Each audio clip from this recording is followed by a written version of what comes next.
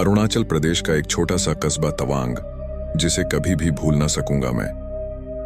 चारों ओर पहाड़ से घिरा हुआ प्राकृतिक सुषमाओं और अपूर्व मनोहारी छटाओं से भरपूर कामेंग जिला के एक पर्वतीय सुरम्य घाटी की गोद में छिपा हुआ है। तवांग ऊंचाई होगी यही लगभग 10,000 फुट।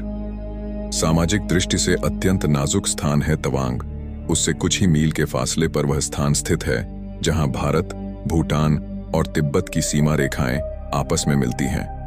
तवांग पहुंचने के लिए उस पहाड़ी सड़क से गुजरना पड़ता है जो तेजपुर से शुरू होकर 14,000 फुट की ऊंचाई पर सेला दरें से गुजरती हुई वहां जाती है। यहाँ के स्थानीय निवासी मोम्पा लोग बौद्ध हैं। इन्हें छोड़कर हमारे देश में बहुत ही कम लोग होंगे जिन्होंने तवांग को देखा होगा। अरुणाचल प्रदेश के ऐसे अग्रिम क्षेत्रों में प्रवेश एक इनर लाइन परमिट द्वारा नियंत्रित रहता है। इनर लाइन वह रेखा है जिसके आगे किसी भी उस व्यक्ति को जाने की अनुमति नहीं दी जाती जिसका अरुणाचल प्रदेश में कोई काम नहीं होता। तवांग का नाम संसार के अखबारों में कई बार आ चुका है। पहला अवसर 1919 में उस समय आया था जब दलाई लामा अपना पीछा करने वाले चीनियों को चकमा देकर तिब्बत से भाग निकले थे। दलाई लामा ने भारत तिब्बत सीमा पार करने के बाद तवांग में रुककर विश्राम किया था। उनके यहाँ पहुंचने पर ही संसार को इस घटना का पता चला था। दूसरी बार तवांग का नाम अक्टूबर 1962 में चर्चित हुआ था। यह पहला बड़ा कस्बा था जो चीनियों के अधिकार में चला गया था चीन भारत युद्ध में। तवांग पर चीनी अधिकार होने के बाद ही संसार को भारत पर चीनी हमले की गंभीरता का अनुभव हुआ था। तवांग अपने विशाल मठ के लिए प्रसिद्ध है। यह मठ पहाड़ की एक चोटी पर स्थित है। उसे चारों ओर मीलों दूर से देखा जा सकता है। इस विशाल बौद्ध मठ को स्थानीय भाषा में गोम्पा कहते हैं। यह मठ 500 वर्ष पुराना है और पहली नजर में ही ल्हासा के प्रसिद्ध पटोला की याद दिलाता है। वास्तव में पटोला के बाद यह संसार का दूसरा सबसे विशाल मठ है। इसका ढांचा भी वैसा ही है। इसकी चहारदीवारी के भीतर अनेक घर, दुकानें तथा साधना स्थल हैं जहां 300 लामा रहते हैं। सन 1962 में जब तवांग का नाम मैंने अखबार में पढ़ा तो मुझे अचानक लामा युद्ध संघ का निमंत्रण याद आ गया जिसे उन्होंने लगभग 13-14 वर्ष पूर्व दिया था कलकत्ता में। निमंत्रण की याद आते ही व्यग्र हो उठा मैं तवांग जाने के लिए। भारत चीन युद्ध समाप्त हो चुका था। किसी बात का भय नहीं था। यात्रा की सारी व्यवस्था कर दूसरे सप्ताह रवाना हो गया मैं तवांग के लिए। बनारस से गुवाहाटी, गुवाहाटी से तिनसुकिया और तिनसुकिया से रागिया। पूरे 5 दिन की रेल यात्रा। सारा शरीर और मस्तिष्क क्लांत और अवसन्न सा हो गया था मेरा। रागिया पहुंचने पर पता चला कि तेजपुर वहां से लगभग 100 मील है। 5 बजे सवेरे पैसेंजर ट्रेन मिली। पहाड़ी ऊंचाई, अत्यंत मंद गति। अपराह्न 4 बजे लगभग पहुंचा मैं तेजपुर। छोटा सा स्टेशन, एक ही बड़े कमरे में बुकिंग ऑफिस, गोदाम और स्टेशन मास्टर का निवास। अरुणाचल में सूरज 2 घंटा पहले ही अस्त हो जाता है और उसके अस्त होते ही गहरा काला अंधकार फैल जाता है जमीन पर। स्टेशन मास्टर बंगाली थे, अत्यंत सज्जन और विनम्र। काशी का निवासी हूं, यह सुनकर प्रसन्न हुए महाशय। तुरंत मेरी व्यवस्था कर दी रात्रि में ठहरने के लिए। दूसरे दिन जीप से रवाना हो गया तवांग के लिए। पूरे 12 घंटे की कठिन यात्रा के बाद तवांग पहुंचा मैं। कस्बे से मठ जाने के लिए जो संकरा पहाड़ी रास्ता था वह अत्यंत दुर्गम था, इसलिए रात्रि कस्बे में ही व्यतीत करनी पड़ी। सवेरे एक लामा से परिचय हो गया, वह भी मठ जाने वाला था। उसी के साथ मैं भी चल पड़ा। रास्ते में बातचीत का सिलसिला शुरू हुआ। लामा का नाम था युंगछेन। उसने बड़ी विनम्रता से पूछा, क्या आप पहली बार तवांग आए हैं? मैंने स्वीकृति से सिर हिलाते हुए कहा, जी हां, पहली ही बार आना हुआ है मेरा। बड़ी ही शांति और सौम्यता का अनुभव हो रहा है मुझे यहाँ। वैसे मैंने हिमालय के अनेक दुर्गम स्थानों की यात्रा की है, तिब्बत भी गया हूं, लेकिन ऐसी शांति और ऐसी सौम्यता कहीं नहीं मिली मुझे। मेरी बात सुनकर लामा युंगछेन बोले, यहां जीवन की गति दूसरे ढंग ही है, खामोश और मंद। लामा युत्सुंग के गुरु 3 दिन की समाधि में थे। युत्सुंग उनकी देखरेख में थे, इसलिए तुरंत उनसे मेरी भेंट न हो सकी। लामा युंगछेन ने ही मेरे लिए आवश्यक व्यवस्था की। उनके साथ 2 दिन घूमकर मैंने सारा मठ देख डाला। उस विशाल भवन के हर भाग के ऐतिहासिक व पौराणिक कथा पर प्रकाश डालते हुए मेरा ज्ञान बढ़ाते रहे वह। अंत में मुझे एक विशाल कक्ष में ले गए। मैंने देखा कि संसार में जितने भी विषय हैं उनमें से प्रत्येक पर वहां पुस्तकें थीं। गणित से लेकर दर्शन शास्त्र, जादू टोना, तंत्र मंत्र से लेकर सैनिक इतिहास तक की पुस्तकें वहां उस कक्ष में मौजूद थीं। तीसरे दिन लामा युत्सुंग से मेरी भेंट हुई।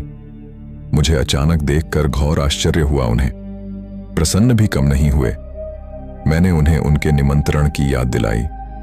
सुनकर हंसने लगे महाशय। सागौन और चीड़ की लकड़ी का बना लामा युत्सुंग का कक्ष काफी सुंदर था। सारी आवश्यक सुख सुविधाएं उस कक्ष में थीं। पुस्तकें भी कम नहीं थीं। चीनी और तिब्बती भाषा में लिखित तंत्र मंत्र और योग की पुस्तकों की जैसे भरमार थी वहां। लामा युत्सुंग की अवस्था 60 वर्ष के लगभग थी।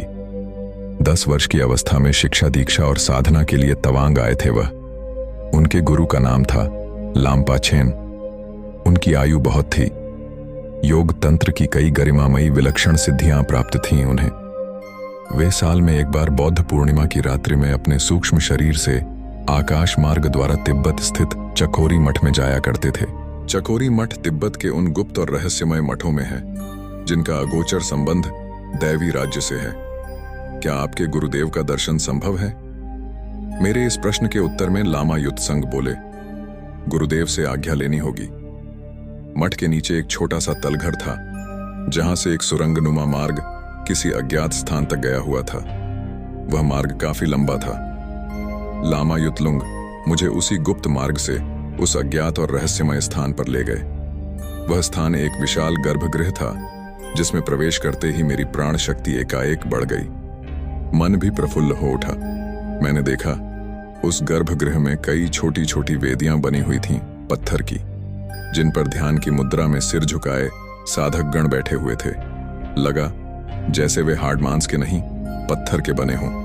वातावरण में गहरी शांति थी। विचित्र सी निस्तब्धता थी। चारों ओर हल्का हल्का सा उषाकाल जैसा प्रकाश फैल रहा था। वह प्रकाश कहां से आ रहा था समझ में नहीं आया। लामा युत्सुंग बोले, यह साधना स्थल अत्यंत गुप्त है। जो अधिकारी नहीं है उनके लिए यहां प्रवेश पूर्णतया वर्जित है। गुरुदेव का संकेत न प्राप्त हुआ होता तो आपको मैं यहां कदापि न लाता। क्या गुरुदेव ने अपने दर्शन की अनुमति दे दी है? मैंने उत्सुक होकर पूछा। हां, दे दी है। फिर थोड़ा रुककर लामा युत्सुंग आगे बोले, आप जिन लोगों को यहां पाषाण वेदी पर समाधिस्थ बैठे हुए देख रहे हैं वे लोग एक प्रकार से मृत हैं। जीवन के लक्षण किसी में नहीं है। इस अवस्था में कोई 50 वर्ष से बैठा है तो कोई 100 वर्ष से, किसी किसी को तो बैठे हुए 200 वर्ष से भी अधिक हो गए।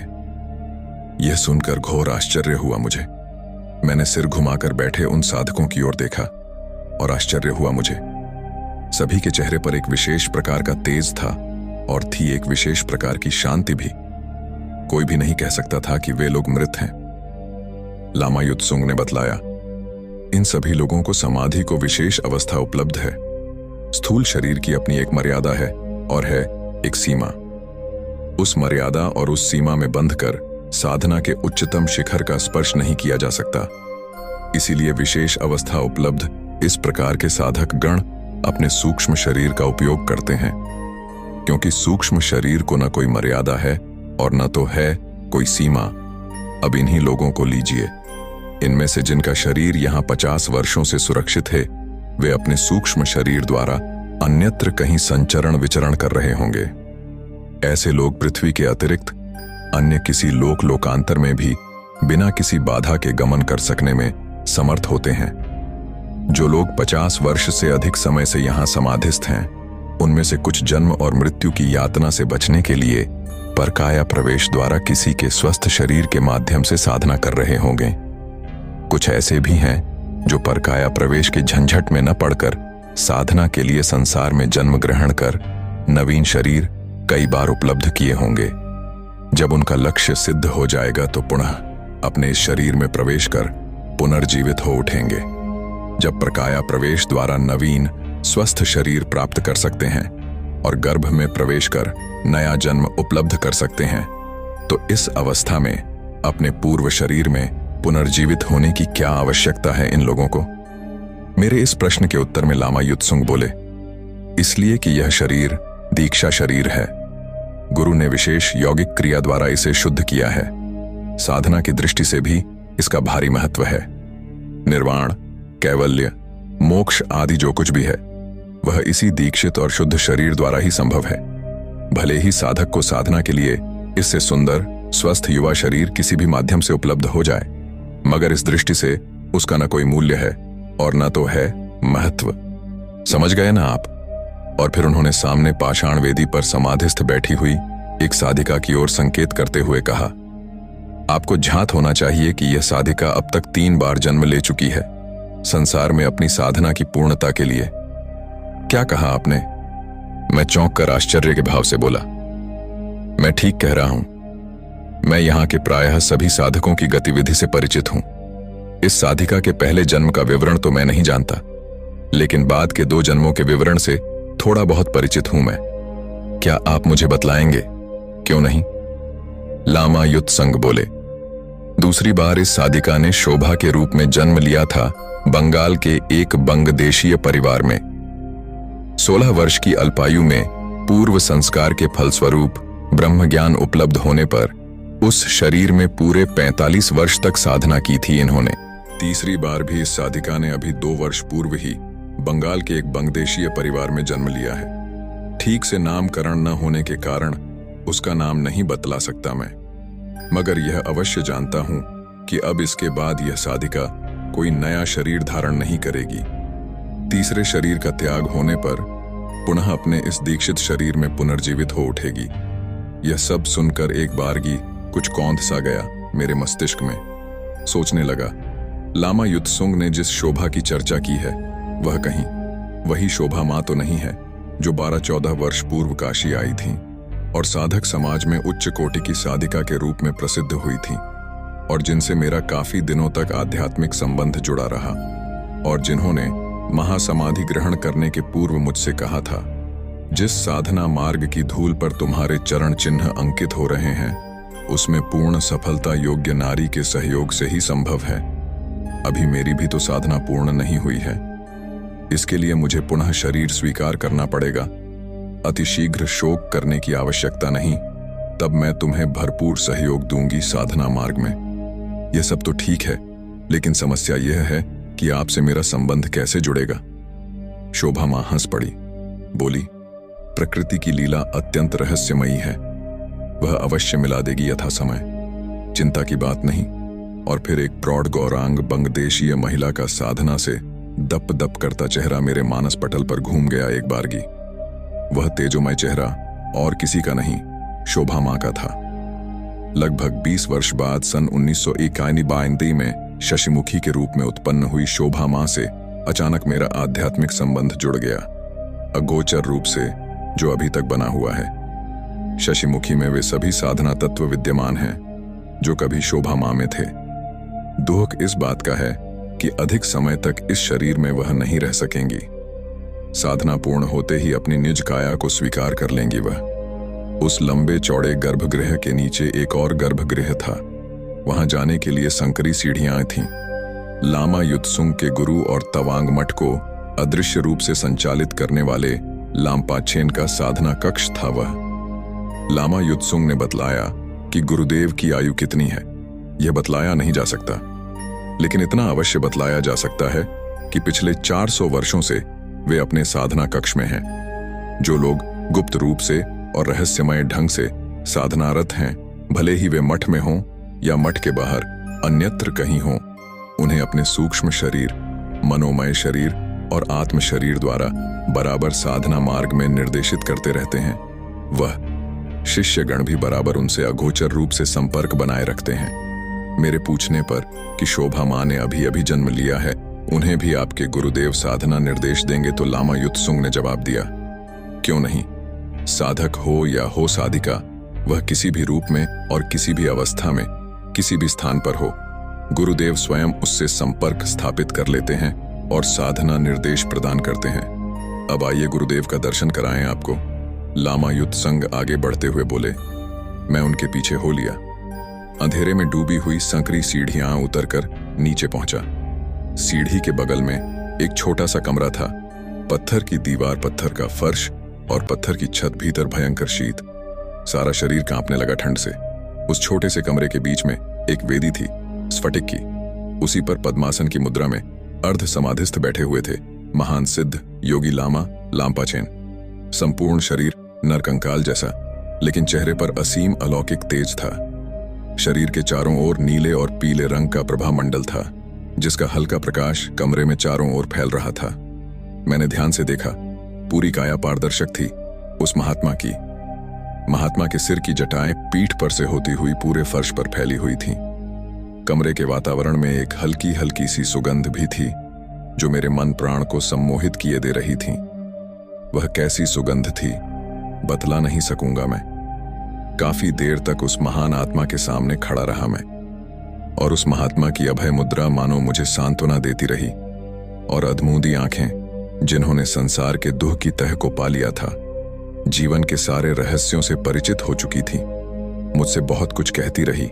और मुझे ऐसा महसूस हुआ कि वे पपड़ी पड़े सूखे होंठ मेरी ओर देखकर मुस्कुरा रहे हैं, मानो कह रहे हों, ऐ सत्य की खोज में भटकने वाले, जिस मार्ग पर तुम चल रहे हो उससे हम भली भांति परिचित हैं। मेरी आत्मा ने अपनी वाणी में, अपनी भाषा में कहा, मुझे शक्ति दीजिए, मुझे शांति दीजिए, शाक्य मुनि के अनुयायी। संसार के रहस्यों से परिचित होना चाहता हूं प्रभु, भौतिक बंधनों से मुक्त होना चाहता हूं भगवान, अपने लक्ष्य की सिद्धि में सफलता प्राप्त करना चाहता हूं महात्मन। और पाषाण वेदी पर पाषाणवत बैठे हुए उस महान योगी के होठों ने बिना हिले और बिना खुले कहा, तुम्हारी तरह इस संसार में न जाने कितने लोग आए, और जब वापस लौटे तो हताश निराश ही लौटे। तुम्हें बस अपना कर्म करते रहना चाहिए, अपने आप सब कुछ प्राप्त हो जाएगा।